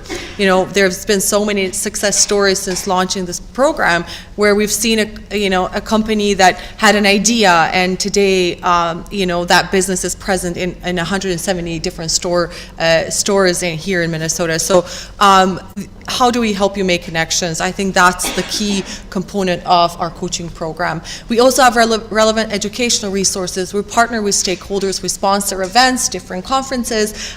We also do deliver, we have 5 different workshops where we talk about, marketing in a digital world. We talk about cash flow management. We talk about minority business certifications. Chase has a program that if you qualify, you'll get reimbursed for the cost of becoming a minority business certified. So a ton of resources for small business owners to support and help them in their business growth journey. Thank you. Time is never enough, right? Let's go to Seattle, and thank you so much for being with us today. Thank you, Rico. I think we are moving forward and running a little behind, so unfortunately we're going to have to move to the next panel. And I'm going to bring Jay Lyman back up, who's going to be in charge of that. Thank you all. Thank you, assistance partners in both cities. Thank you so much for all of your Cảm ơn quý vị hai thành phố đã hỗ trợ cho chúng tôi. All right, if we could have our next panelists come down, thank you. And while that's happening, I just want to, I think we have maybe one of the interpreters that's in the main channel. I'll let you help, John.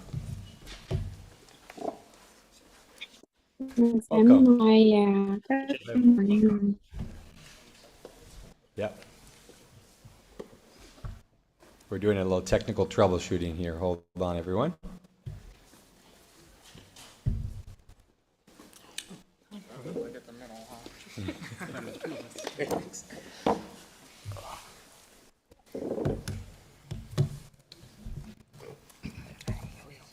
Okay, let's see. If one of our interpreters is talking, go ahead and speak at this moment. Okay, I'm going to have to try and catch it. Jay, back to you. Okay. Let's go ahead and introduce your panel. All right, we're going to go to our next panel. So I'll kick things off here in Seattle, and then we'll move over to Minneapolis after that. This is our Ecosystem Government Planning Partners panel. And so we have a number of panelists that are going to introduce themselves. Let's start at the end here. We'll go to Neil, and then Louis, and then Heidi. Go ahead and introduce yourselves. Well, thank you, Jay. Thanks for having me here today. And my name is Neil Sabash, and I'm here from the Small Business Administration, the SBA. And we, of course, are a, hi Hal, we are a federal agency. We're the one federal agency that is given the sole task of supporting small businesses to start, to grow, to expand, and also, unfortunately, to recover from disasters. And those kinds of things are easy to say. Those are big goals. Those are big statements. But what we actually do is not always so clear to people. Even when SBA is a household name, they're not quite sure what we actually do. And there really are a number of programs and a number of resources that we provide that sometimes are easier to sort of boil down to 4 different categories. One of those categories is disaster assistance, which I hope you never have to use, but it is important following natural disasters that SBA does make available disaster loans to support the rebuilding and recovery for businesses, both economically and physical properties. In the world of federal contracting, the federal government is the largest purchaser of goods and services in the world, and contracting with the federal government is a really great opportunity for small businesses to grow through diversity, and SBA manages a number of certification programs and training and development programs that help small businesses in various categories, including veteran-owned, women-owned, socially disadvantaged, and economically disadvantaged businesses access set-aside and sole source contracts. In other words, federal dollars that are designated to be spent on small businesses in these categories. One of the main program areas that we're known for would be access to capital and funding for small businesses. That comes in many forms. Our traditional small business loan programs increase access to funding for small businesses who are either in startup or growth stages, funding for needs such as purchasing of equipment, working capital, refinancing debt, purchasing commercial real estate, and more. There are also programs that involve supporting small business investment companies. These are equity investors, venture capitalist type investors that can support small businesses. SBA supports their investment practices and their funding that goes directly to small businesses. There are some grant programs. These are not as prevalent as you might hope or imagine or you might have been told, but there are some grant programs for specific purposes, particularly for small business exporters to support them reaching international markets, and some development of new technology, research and new technology developments for commercialization. And really what's almost most important to me is that underlying all of these program areas would be technical assistance. The gentleman I said hello to a moment ago is one of our technical service providers. These technical assistance organizations are separate organizations, but ones that the SBA funds and supports nationwide, as well as local partners. These include folks at SCORE mentors or volunteer small business mentors, the small business development centers, women's business centers, veterans business centers, our community navigator programs, which are basically community-based organizations serving specific community and demographics, and others. So really technical assistance lies at the root of all of this, and it's just, it's funded so that it provides no-cost support in the form of a one-on-one advising to small businesses at any stage and for any purpose, really. Thank you. Excellent. Hi. Hello, everyone. My name is Louis Harris. I'm a community engagement specialist for Washington State's Department of Commerce. Washington State's Department of Commerce is the state agency for business support, retention, and recruitment. We do that work in various levels, both on the state level, and then we support other organizations to do it on the more localized level through our ADO program, as well as through the Small Business Resiliency Network, which some of the organizers in the room today are a part of. We at Washington State's Department of Commerce, we do a lot, and we don't only touch on business, we touch on things from broadband to energy to community services, housing development, so many different things, and we see the entire system and the various things that we do as a part of the ecosystem of support for community members and even business owners. And so it's one of those things where we as an agency, we have lots of different programs for businesses, including self-directed learning and also different mechanisms to break down those barriers of inequitable access to capital, as well as support for businesses that need tailored support to succeed in Washington State. So, yeah. Hey, good afternoon. My name is Heidi Hall. I'm with the Seattle Office of Economic Development. Glad to be here with everyone. So we support, our mission is to support an inclusive economy, and I manage our community wealth building team, which is a newer team at OED, but it comes out of years of engagement and partnership with our neighborhood business district partners. I'm looking at Angela, Quinn was up here before, I see Kate, a lot of years and years of conversation and really, focusing on addressing the racial wealth gap and interrupting commercial displacement. And so over the last couple of years, we've launched a number of new programs and strategies around commercial affordability and ownership, and I think we'll be talking a little bit more about some of that, but supporting, providing opportunities for businesses at the phase that they're at, and a continuum of support from, pop-up to long-term lease support through our Seattle Restored program, our tenant improvement program to support small businesses and lower occupancy costs as they go into commercial spaces, to our newly launched Business Community Ownership Fund, which is a shared ownership model for small business owners to own commercial space and stay anchored in their neighborhoods and have long-term affordability and control over their space. Through the, sorry, getting over a cold. And so again, those partnerships have been so essential, and within all of these programs, just really deep technical assistance, wraparound supports, and access to affordable capital are big threads that underlie a lot of that work. And we've actually partnered through some of the pandemic response work through both SBA and the Washington Department of Commerce through our Capital Access Program, really trying to increase access to affordable capital for small businesses, and both, addressing some of the systemic barriers and access issues while also thinking about new models and new opportunities to meet businesses with the needs that they're at, whether it's culturally responsive, Sharia compliant financing or revenue, other sorts of ways to access capital. So happy to talk about any of those programs more and excited to be part of this conversation. Thank you. Thank you, Heidi. All right, let's go back over to Minneapolis. Rico. Yes, thank you, Jay. Thanks, everyone there.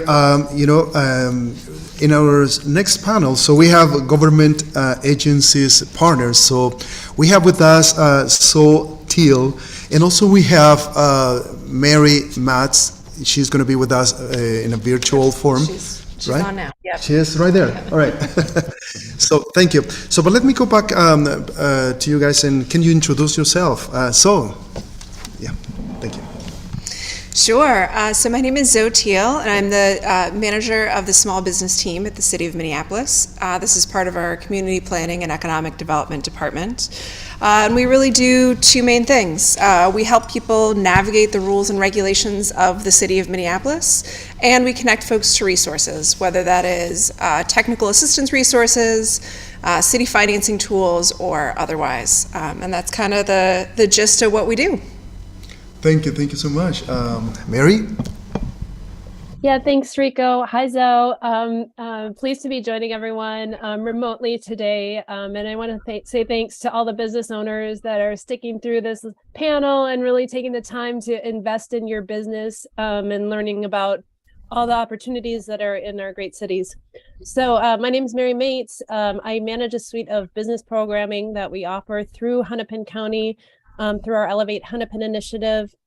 I get to work with a really amazing team of people, both here in my office, and then work with a really over 39 advisors to deliver programming and one-on-one technical assistance to the businesses in Hennepin County. I also get to work with Zoe and Rico, and so it's really great to be in this space and talk about the work that we're actually all doing together in our ecosystem. So thanks for having me today. Thanks both of you. So let's go to the first questions, but now we go to Seattle. Please, Jay. Thank you, Rico. Okay, so our first question, I'm going to stay with the same order. We'll go to Neil first. Neil, you talked already about some of the things we were going to ask you at the beginning. So maybe what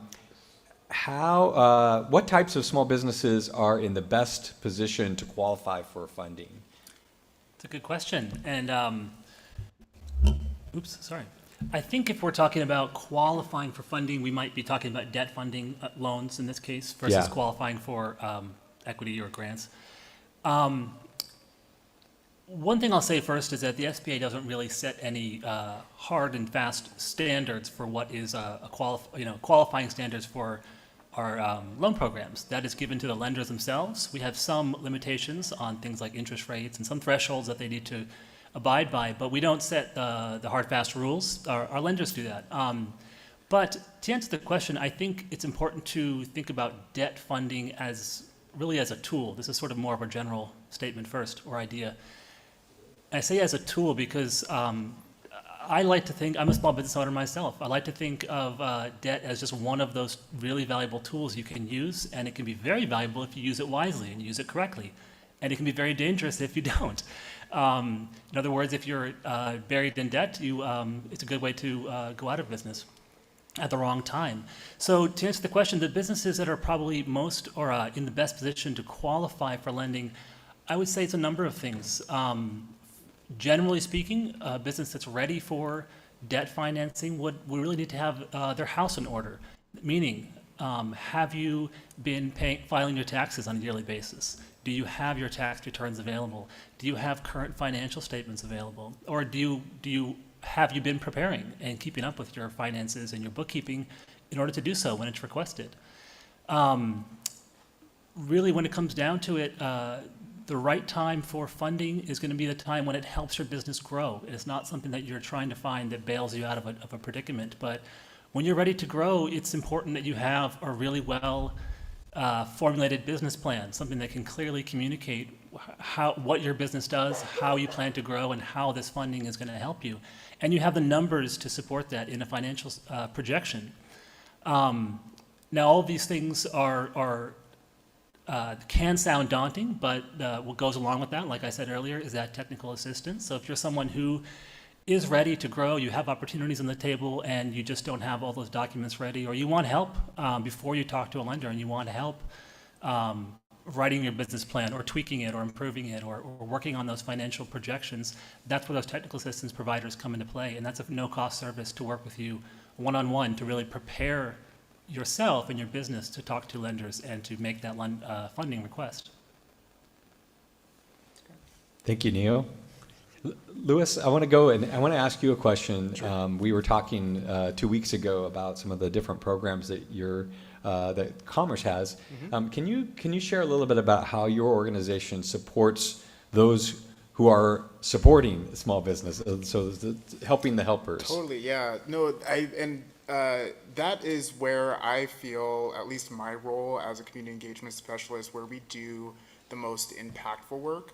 Because like some of the panelists said before, the pandemic created this whole system of resources to empower small organizations and businesses to be able to continue and to meet the needs of communities going through it.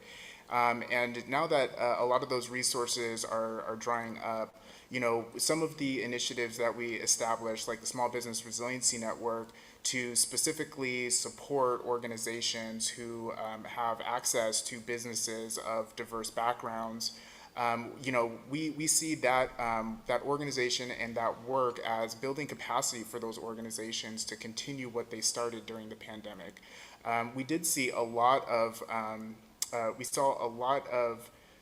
ability for the vast amount of resources that were coming through Commerce to support businesses get out to more business owners because of that network. And so we see that is a worthwhile investment to ensure that diverse community-based organizations are supported to ensure that the businesses that are a part of their communities are also supported in ways that those businesses need support. And so we're trying to come up with different ways to continue that work through various means. We're a legislative based agency, and so what the legislature funds is usually what comes through our doors, but we just have really dedicated people dedicated to the organizations who are also dedicated to businesses like those here in the room today. So I think that's it. Yeah. Thank you so much. And I'm gonna make a reminder to myself and to everybody else as well. Like we're getting some feedback from the interpreters that we're going too fast. so I'm gonna slow my pace, slow it down here. But Heidi, I know I want to hear more about this BCO fund and how it works, and so maybe you can share a little bit more about what it is and how it works here. Yeah, and I'm also happy to share a link after through the network to get more information and talk to anyone. But I think I mentioned the Business Community Ownership Fund. So it came from some pilots that were done through King County, came through conversations with community, and what it is a shared ownership model for commercial space. So it's an innovative new financing model where the city is partnering with an organization called the National Development Council, and together matching funds dollar to dollar create the Business Community Ownership Fund, which partners with small business owners, and together it creates a real estate partnership to purchase ground floor commercial space. And then that space is leased back to the business owner, and they have affordable rents that never change. And so the idea is that we're investing in that business and supporting that business through a real estate model and creating sustainability so that they know what their occupancy costs are not going to change. Rents might go up around them, their rents will stay affordable, and keeping that business anchored in the neighborhood for the long term. So we're working really closely we're in the phase now of looking for projects. We closed on our first project in June with a small BIPOC-owned design firm, and are talking to a number of other projects. We're targeting our neighborhoods at highest risk of displacement, and really focusing on businesses that are, we're evaluating businesses through community impact, neighborhood, that are community-serving businesses that are connected in the community and really serving those needs that the community has prioritized. And we're working closely with partners now to identify projects. So I'll leave it at that. If there's any other questions, we're excited to kind of see this and see it grow and pilot it, and just really want to acknowledge all the hard work that's gone into this. Mm-hmm. Wonderful. I know I'm going to have more questions. Yeah, please. But before we do that, I'm going to go back over to Minneapolis and Rico. I know you've got questions over there as well. So over to you, Rico. Yes, thank you, Jay. I would like to ask this question, since we are thinking, with our two panelists. So let me go to Teal from City of Minneapolis Small Business Team. How should a small business think about the role and non-role of government in their businesses? This is very important to know.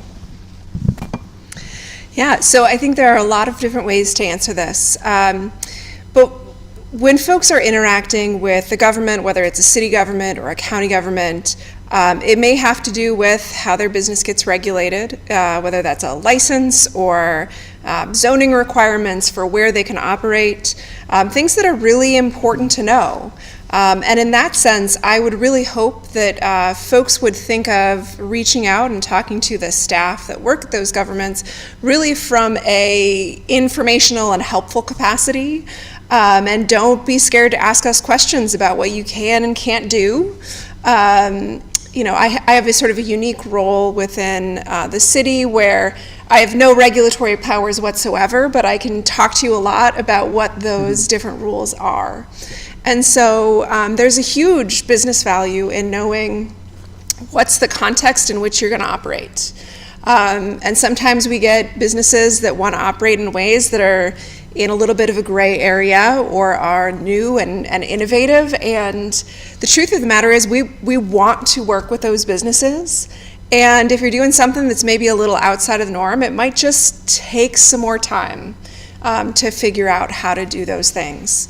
During the pandemic, we shifted a lot of our rules quickly to allow for more outside dining, for example, and in other areas. But we at city government do want to accommodate sort of what small businesses want to do. We also are a great connector to community resources. Frequently, how I describe my team's role is, if you want to know how to follow the rules, we're going to work with you directly. If you want to know how to be a profitable business, we're going to refer you out to one of our partners, because that is not my expertise.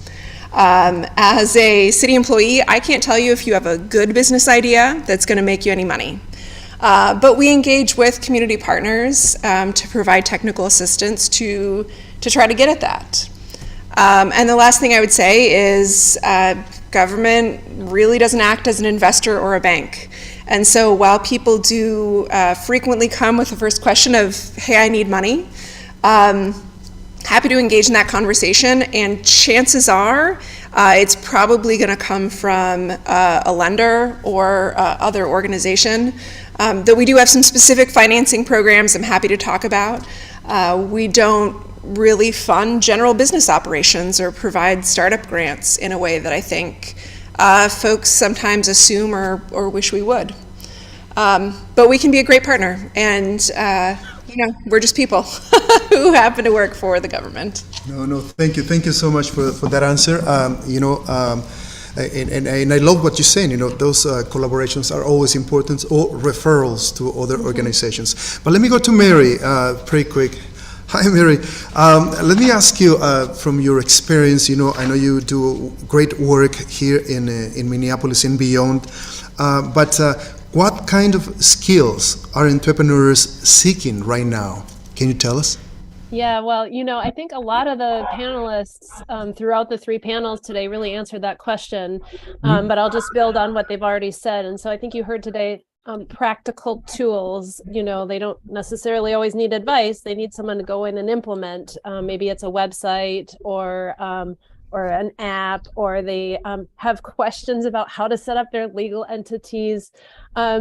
And a lot of the businesses that we see coming in and working with the different organizations that kind of make cold calls, I guess, are people with business ideas. And so how do you get someone who has an idea into a bankable state and then funnel them into those other kind of specialized services, whether it's marketing services, legal services, and then financial management, and really understanding their finances from like a bookkeeping perspective. We don't do accounting through our advisors, but we do see a lot of people coming in and they say, oh my gosh, I'm really good at baking cakes, but I'm not very good at managing my books, and I don't know, how much money is coming in and how much money is going out. And so, I think you heard technical assistance, you heard about capital, all of those things are important. And if you're sitting in the audience today, all those things probably resonate with you. And I think Zoe said it all really when it comes to capital and us as government entities.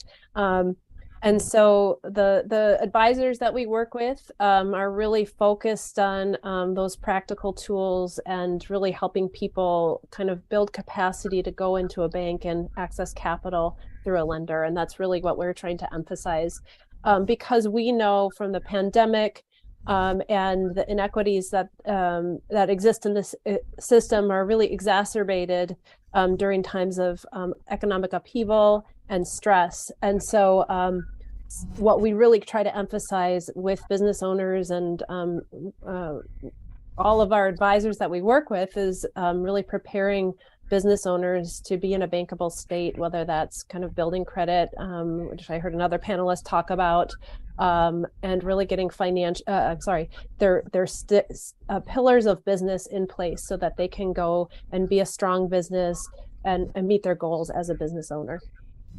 Great. Thank you, Mary. Thanks, both of you. Let's go to Seattle. Thank you, Rico. Okay, Neil, what's a common common myth when it comes to what your organization offers? What's the most common thing that people kind of assume? Sure. This has been mentioned today, but it rings true for me as well that I unfortunately, a lot of people who are interested in starting a business or have a business already do reach out to the SBA with the belief that there is grant funding readily available to start their business or to fund their business. And as much as I wish that was the case, it's not really the case as much as you might hope or think. And I can't see the speakers who are in Minneapolis right now, but it was just said very well that the government is not your lender or your funder, or investor rather. But we do partner with lenders and funders to help facilitate those aspects of support. So that's one myth that I hate to have to bust, but it is true that we don't really have as many grant programs as might be ideal to support small businesses, but we support many other ways. And I'll just add another, I think, myth that people that don't call us but are led to believe is that we're hard to get a hold of, or it's hard to reach a government agency or staff at a government or a federal agency. And I really hope it's true that when you call us, you can get in touch with us very easily. We at the local level, and I forgot to say hi to our Minneapolis counterparts. I work at the Seattle District office of the SBA. The Seattle District does have an office in Seattle, also in Spokane, and our district is really the state of Washington and parts of northern Idaho. You also, in Minneapolis, have a district office in Minneapolis that serves your entire state. And when you call into a district office, you're calling the people that are in charge of being kind of the public interface for all these programs and resources that exist nationwide. And when you call our Seattle office, you might be leaving a voicemail, or you might be emailing or filling out a quick inquiry form. But we retrieve those every day. We call everyone back, we email everybody back, and we are very accessible. So please let that not be a myth that you can't get in touch with us or you can't get one-on-one assistance or questions answered. And please do reach out if you have any questions about any of this. Thank you, Neil. Yeah, I know I often will reach out to you and to others in your office and say, how do we find this? So it's we get lots of good responses there. So thank you for all that work. Of course. Louis, I'm going to ask you a similar question. So what's the biggest surprise that people share with you when they learn about the work that you do? That we do so much is the reality there.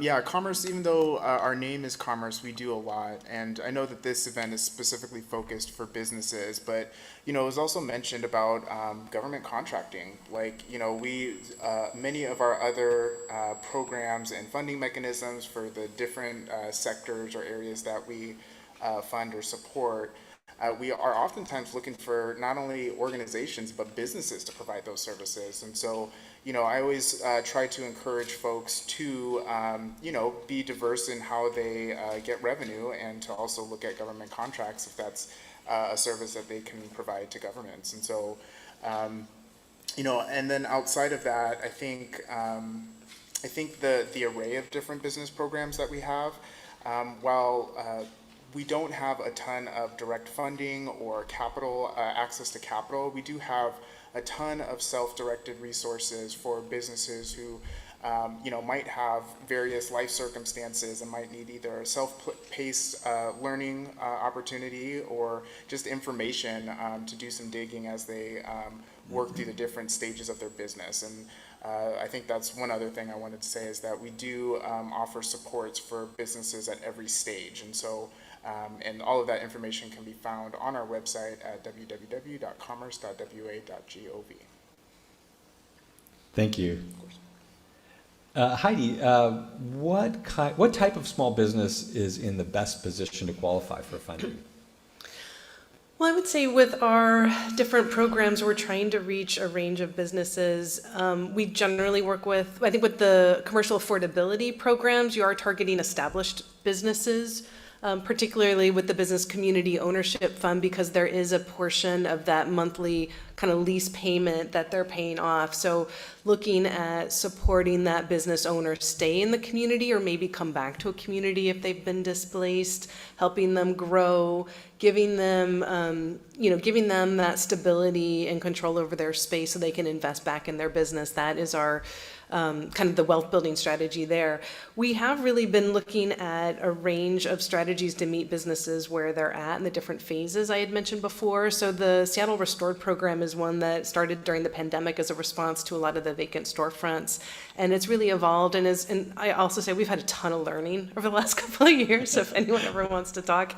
There's a lot of challenges in Washington State, which is kind of unique to our state in terms of being able to provide public funding to support small businesses. The state constitution prohibits it, so we're constantly working around some of these challenges and working through partners, and it's really been hard to prop up some of these programs, and so we've been doing a lot of work in that space. And so with the Seattle Restored, as we evolve that program, we are looking at a longer term lease rather than just pop up, so that businesses have a longer runway to profitability, right? So that more early stage business has time to develop their concept and test it out and really kind of limit the time it takes to get profitable, and also developing kind of a vendor strategy through that. So it was really interesting to hear from some of the earlier panels about how important that was. And originally we were trying to push everyone into a brick and mortar storefront, and and really businesses were at really different places, and we wanted to have different strategies and programs to meet them in those different places. And then the last thing I'll mention is we are, with a lot of our programs and the way we are setting up the criteria and kind of working through our partnerships around outreach, language access, really targeting businesses at high risk of displacement, being very intentional in that through our access to capital work and our commercial affordability programs. So our BIPOC businesses, women-owned, immigrant-owned businesses, and so forth, really supporting those businesses so they can stay and grow and thrive and be part of our neighborhoods. Thank you all. Thank you so much. Do we have time to run back over to Minneapolis for one last question or two questions? One question, getting from John. Rico, you got one more question that you can ask over there? Let's do it, Jay. Yes, we have one question. Let me go to Mary. Mary, so we know the tremendous work that you do in Hennepin County, but let me ask you this. What should you expect when you engage with advising services or programs through Hennepin County? Yeah, thank you, Rico. Like the panelists in Seattle said, we work with advisors that are serving across cultures, and so does Zoe, to really meet business owners where they're at. But what business owners need to do is really come in with a learning attitude. We see it often, business owners kind of coming in and thinking, oh, I could just pass this off to this person, but really it requires a certain level of engagement. And I think there's business owners need to come in and be really ready to work with that advisor and put the time into their business. They can't just hand off kind of different tasks to an advisor and say, okay, here you go, now make my business for me. So really, when you come in and engage with an advisor through either the BTAP program in Minneapolis or the Elevate Hennepin network, through the Greater Hennepin County Advisory Network, really, I think expect to have a collaborative relationship with the advisor you're working with, and expect to, you do some thinking about your business, and really expect to also invest some time into thinking about how do I make my own business. And that advisor is there to be a guide, and a mentor, and many different things. And in some cases they will help you implement, but it's not a thing that you can just kind of go in and say, okay, now I did a business, it's easy. It's really a lot of work. And I think that's one of the big things that we're trying to really kind of work on with our communications and work on with the businesses when they do an initial consult with our business navigator, is really, okay, like, where are you at? And try to manage expectations about like how much work it's going to take, not only just to work with the advisor, but really build a business. Business is hard. It's hard to run a business. There's a reason that it's difficult to do that. It's difficult to access capital. It's difficult to really get to a place where you're really making a lot of money. And so just be prepared to work. Thank you, Mary. All right, well, let me close with this question. And, we've been talking about resources, skills, and so on. But so I'd like to ask you this. What practice is your team focusing right now? Yes. So I'm not sure if I'm going to answer this question the way you intended it, but I'm going to answer it the way that comes to me. Please. Which is that the practice that we have to bring to our work every day is listening, and listening for understanding. When a business owner calls our office and says, hey, I'm thinking of starting an XYZ type of company, what kind of business license do I need? For sure, we need to answer that question. And very frequently the answer is, you don't need one from us at all. There's a bunch we don't license. But what we need to get from that conversation is starting an understanding of, where is this business owner in their process? Is this an idea? Are they already operating? Are they way down the path and asking because they think they might be doing something wrong? But really understanding both what questions they're asking, where they're coming from, and what questions folks should be asking us that they're not. So they'll come to us with whatever they think the entry point is to a conversation with the city. Maybe this is their first call to anyone about their business, and really taking the time to understand what are they hoping to achieve, where are they in their process, and what are the different tools we can offer that are going to be helpful, whether it's directly what they asked us or not. And I think what this gets us is not only a greater ability to help that specific individual, but also a better understanding of how can we reach people who we're not hearing from? How can we make our programming more understandable and accessible and equitable by really building relationships with folks and again, sort of understanding where they're coming from and not just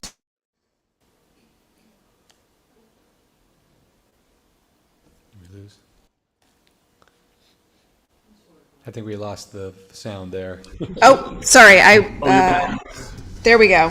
I had my mute backwards. So not just asking the direct question that's asked, but really seeking to understand that situation, and that's sort of the foundation of our sort of day-to-day practices. I think you answered really well. Okay. So thank you so much. So I'll go back to you, Jay. Okay. Well, I want to end our panel discussions here. I want to, maybe we can get a round of applause for all of our panelists that have been part of this. Thank you so much. Appreciate all of your work. We're going to be moving to our last part of the program, and I want to remind everyone that's in person that there's more after that. We'll be saying goodbye to our streaming and Minneapolis colleagues, but we're going to move to an in-person program if you're here, or if you're listening online and 5 minutes away and want to make your way over here to the Central Library. So I guess I just want to thank you so much to everyone who's attended today. Thank you to everyone who has done all the work in the planning, and all of the panelists that have been here. Rico, I'm going to pass it back to you for a few words there too. And you're on mute, I think. Minneapolis, great team. We very, very happy to have this event, and I hope we can have this more, in the future. So I just want to shout out, Springboard for the Arts coming up next, and thank you so much. Thank you, Rico. It's been a pleasure working with you on this too, and Adele as well. Thank you so much. Okay, now I want to just also give a shout out and thanks to all of our interpreters. We have so many interpreters that have been working so hard, and I know we've been talking way too fast, so we just want to say how much we appreciate you and all of your work today and always. Thank you. Thank you so much. Applause is happening here in Seattle, and I know in Minneapolis as well.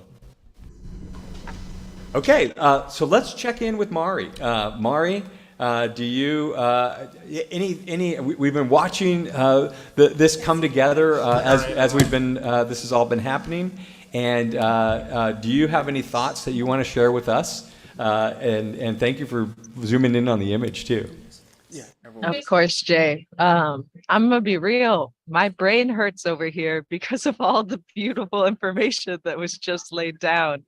And as it's such a gift to get to chart these open houses over time and just continue to really reiterate the beautiful importance of partnership within it all, and clarifying your why and really connecting, understanding that business is not easy and that it takes a village, and there's resources here to be connected with. I apologize if my internet is choppy, and I'm really excited to synthesize the rest of this and share it with you all shortly. Thank you so much for the contribution everyone laid down today.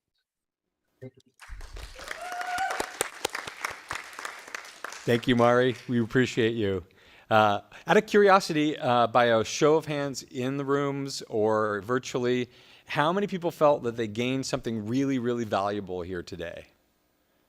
I'm seeing hands go up here. How about in your end, Rico? Or is Rico still at the... Anyway, well, I just want to share the best way you can pay us back is to take less than 2 minutes and fill out this, I'm sure you're seeing on the screen, this very, very quick survey. All you have to do is take out your phone, open up your camera, and scan the QR code, and then put in the code BROH. I'll say it again, BROH, and then complete the survey. When you've done the survey, you'll get a link to all the resources from today, and we want to know what you liked about this presentation so we can do more of it. We also want to know how we can make it better for you. I heard that across a couple of panelists today. We are on a mission to get our message in front of as many people as we can so that we can help even more small business owners start and thrive in their business. When you give us feedback, that's exactly how we do it. It's 2 minutes, scan the QR code, fill out the survey, and then put your phone down and look up at me or just chat done when you've done it. And I'll leave you with one final thought before we go. Which is I want to thank this partnership of John Chen, who's been in the background doing all this work to make this run seamlessly, and so many things. This is just amazing to work with John, and thank you so much for your work. Also, shouting out the work that Angela does and all of the partners that have been part of this development here today. That's it from my side. And we're gonna end the streaming. So thank you all for being here, and I think that's it. So those are here live. Stick around. We're gonna show you what to do next. Thank you.